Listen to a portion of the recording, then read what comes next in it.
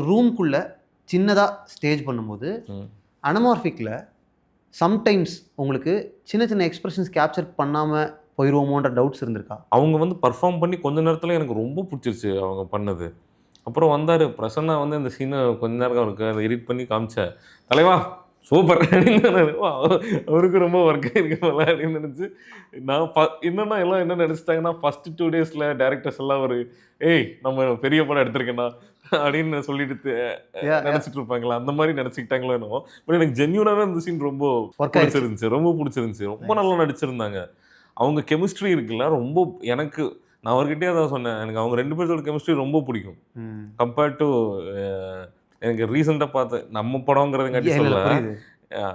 எனக்கு அவங்க நல்லா பண்ணியிருந்தாங்க. நான் அவங்களுக்கு ஆனா நெறைய டேக் எல்லாம் போனேன். ஃபர்ஸ்ட் டேங்கிறதுனால நானே எனக்கு கன்ஃபார்ம் ஆகுற வரைக்கும், எனக்கு அஷ்யூர் ஆகுற வரைக்கும் எக்கச்சக்க டேக்ஸ் போனேன். அந்த சீனுக்கு தான். நான் படத்திலேயே அதிக டேக்ஸ் போயிட்டது இதுக்கு தான் நினைக்கிறேன். ஏன்னா, not because of their performance or anything. நமக்கு ஃபர்ஸ்ட் டே நம்ம கரெக்ட்டா தான் இருக்கிறோமா எனக்கு அதுக்கப்புறம் இப்படிலாம் பண்ணாத நார்மலா பண்றான்னு ஆகுறதுக்கு அப்படி சொல்றேன். அன்னைக்கு மட்டும் அவங்க வந்து எத்தனை ஆரஞ்சு சாப்பிட்டுருப்பாங்கன்னு நினைக்கிறீங்க? ஆரஞ்ச பார்த்தாலே ட்ராமா ஆகுற மாதிரி ஆயிட்டாங்க 2 பேரும்.